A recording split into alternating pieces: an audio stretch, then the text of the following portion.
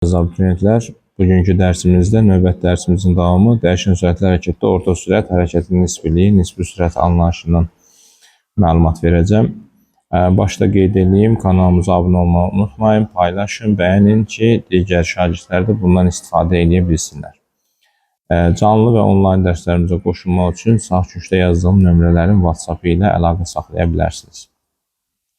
Deməli, dəyişən sürətli hərəkət bərabər zaman fasilələrində müxtəlif yer dəyişmələr icra edən cismin hərəkətinə deyilir. Ona görə biz orta sürət anlayışından, yəni Lorentz dilində desək, təxmini sürət anlayışından istifadə edirik.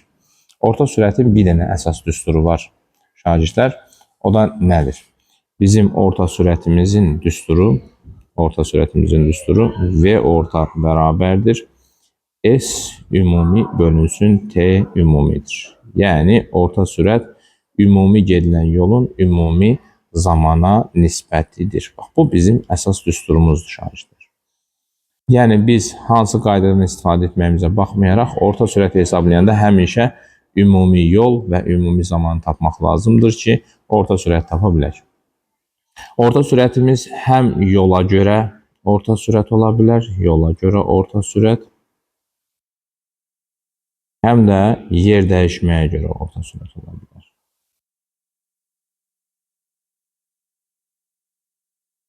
Orta sürət. Yola görə orta sürətimiz V orta bərabərdir. S ümumi bölünsün T ümumi yazacağıq. Yer dəyişməyə görə orta sürətimizi də V orta X bərabərdir. S ümumi X bölünsün T ümumi. Bax, bu olacaq bizim yola və yer dəyişməyə görə orta sürətimiz. Məsələn, tutaq ki, cisim A nöqtəsindən B nöqtəsinə bu şəkildə gedə bilər. A nöqtəsindən əvvəlcə B-yə, B-dən C-yə gələr və sərf elədiyi zaman, ümumi zaman, məsələn, tutaq ki, olsun 2 saniyə. Bura olsun bizdən ötürü 4 metr, bura olsun 3 metr. İndi biz yola görə orta sürəti hesablasaq, V orta bərabərdir. S ümumi bölünsün T ümumi yazarıq.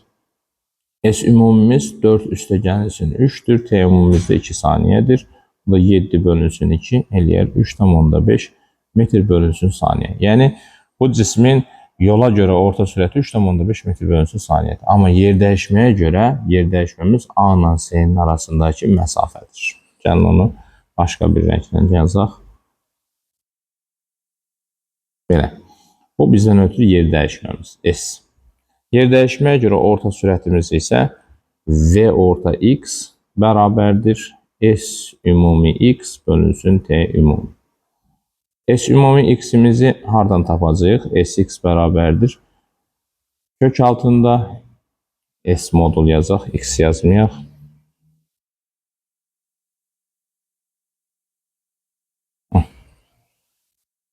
Kök altında 3'ün kvadratı üstə gəl 4'ün kvadratı. 25 oradan da kök 5 çıxır.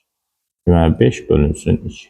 Cavabımız olacaq 2,5 metr bölünsün saniyə. Yəni, əgər bizim trayektoriyamız düz xəttdə olsaydı, yola və yer dəyişməyə görə orta sürətlər üst-üstə düşə bilərdi. Amma trayektoriyamız əyri xətdirsə və yaxud da cisim istiqamətini dəyişibsə, onda yola və yer dəyişməyə görə orta sürət üst-üstə düşə bilməz. Hətta cisim çıxdığı nöqtəyə qaydar yer dəyişməyə görə orta sürətimiz 0 olar, çünki yer dəyişməmiz 0'dır.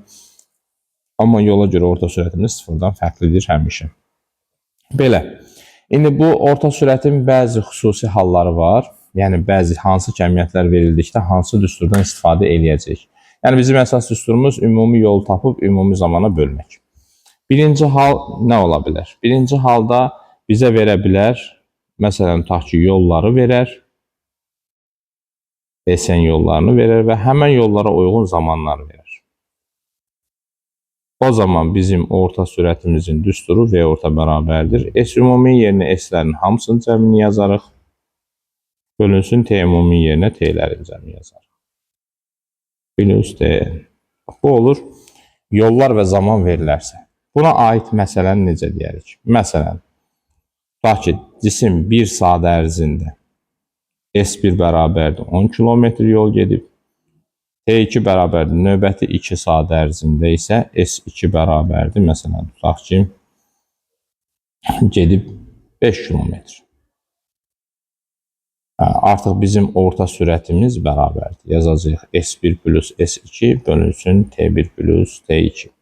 O da bərabərdir. 15 bölünsün 3 eləyəcək 5 kilometr bölünmüş saat. Bu bir. Gəlirik ikinciyə. İkinci halda bizə tutaq ki, yollar verə bilər. S1, S2, Sn yolları verər və həmin yolları getdiyim sürətlər verər. Artıq bizə zamanı vermədi. Amma bizim orta sürətimizin düsturu nədir? S ümumi bölünsün T ümumidir. İndi S ümumi yerinə yenə də S1 plus S2 plus Sn yaza bilərsiniz. Çünki S'lər verilib. T'lərin yerinə artıq yazacaq. S1 böl V1 üstəgəl S2 böl V2 üstəgəl Sn böl Vn. İndi burada xüsusi hal var. Xüsusi hal. Bu tənliyin xüsusi hal nədir? Əgər yollar bərabər olarsa. Yollarımız bərabər olarsa, onda bizim orta sürətimizin düsturu bu olar. N bölünsün 1 böl V1 üstəgəl 1 böl V2 üstəgəl 1 böl Vn.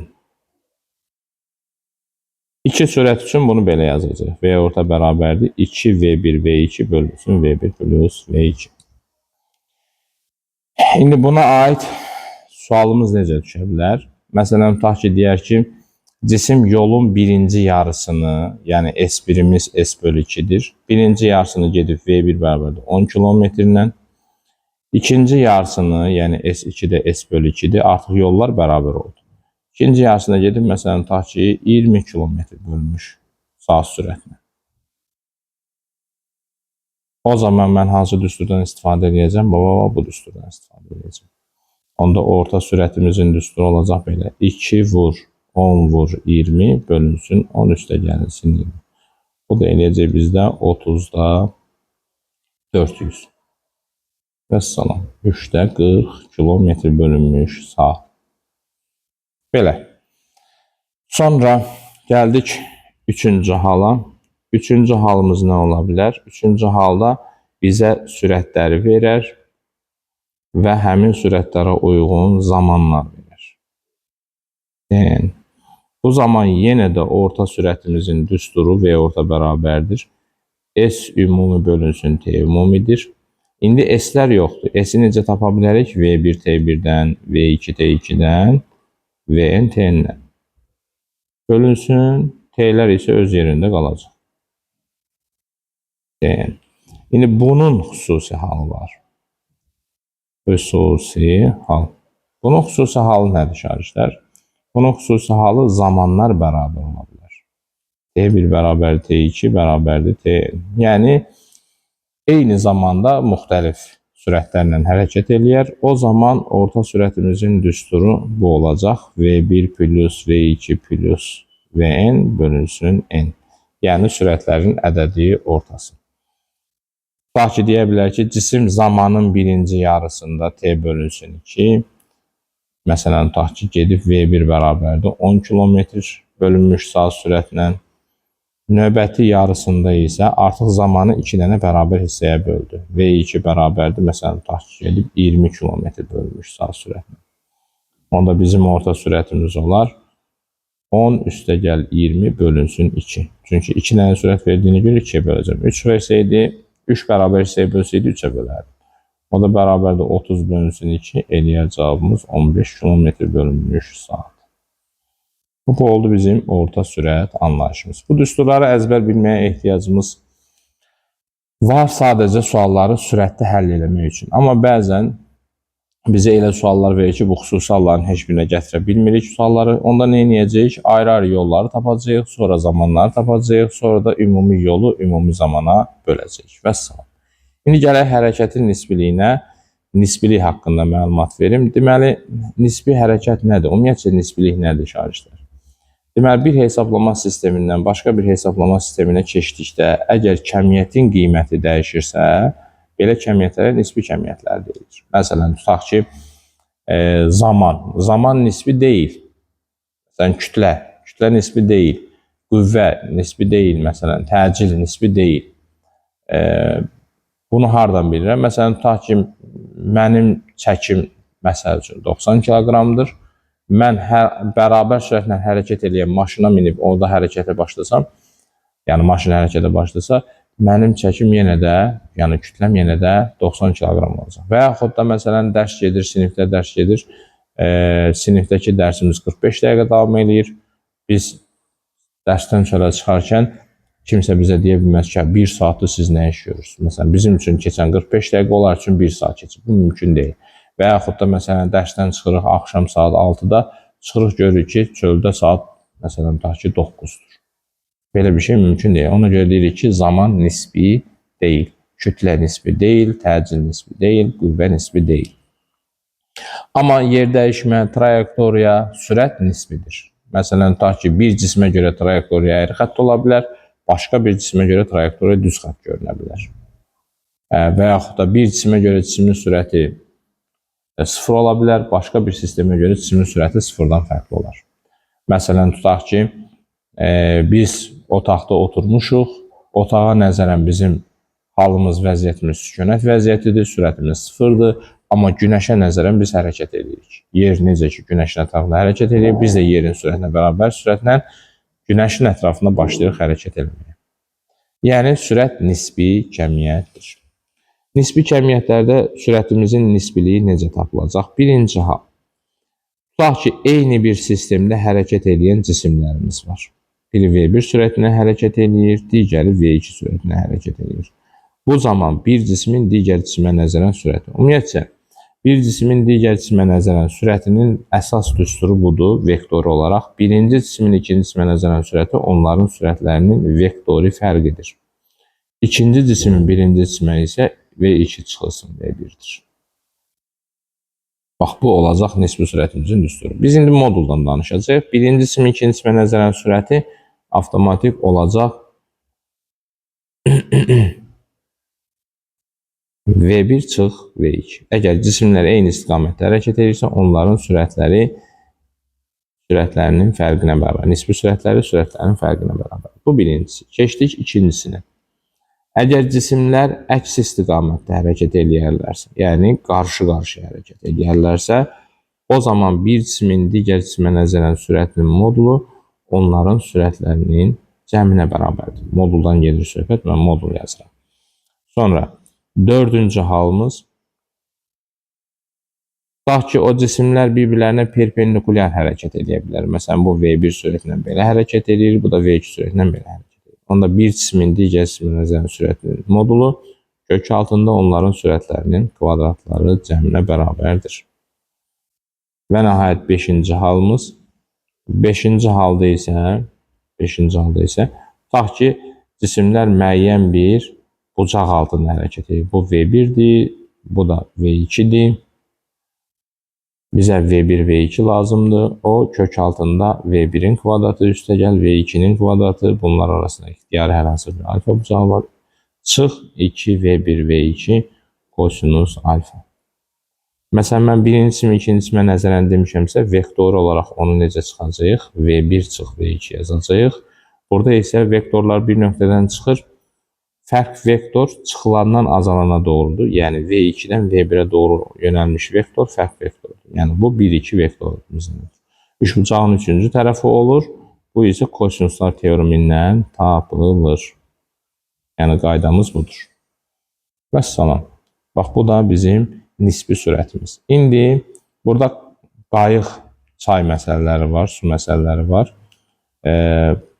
Burada məsələmiz nədir? Eskalator və qayıq məsələlərində.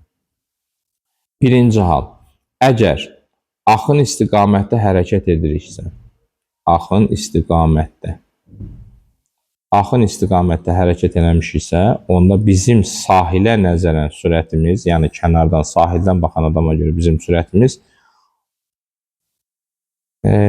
çayla qayığın sürətlərinin cəminə bərabərdir. İkinci, əgər axına qarşı hərəkət eləmişiksə, onda bizim sahilə nəzərən sürətimiz V qayıq çıxılsın V çaydır. Sonra bunu eyni şəkildə eskalator üçün də deyə bilərik.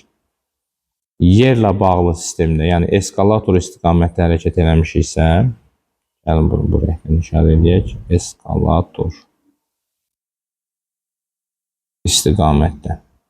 Onda bizim yerlə bağlı sürətimiz eskalatorla sərnişinin sürətinin cəminə bərabərdir. Və dördüncü hal olaraq qeyd edirəm, eskalatora qarşı.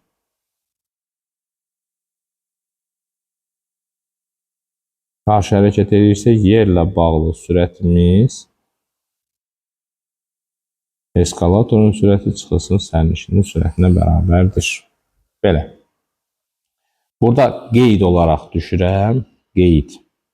Qeyd nədir? Durğun sudakı sürət.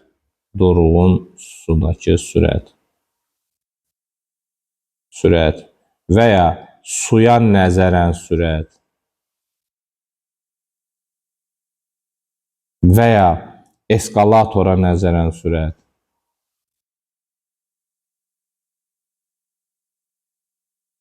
Sürət.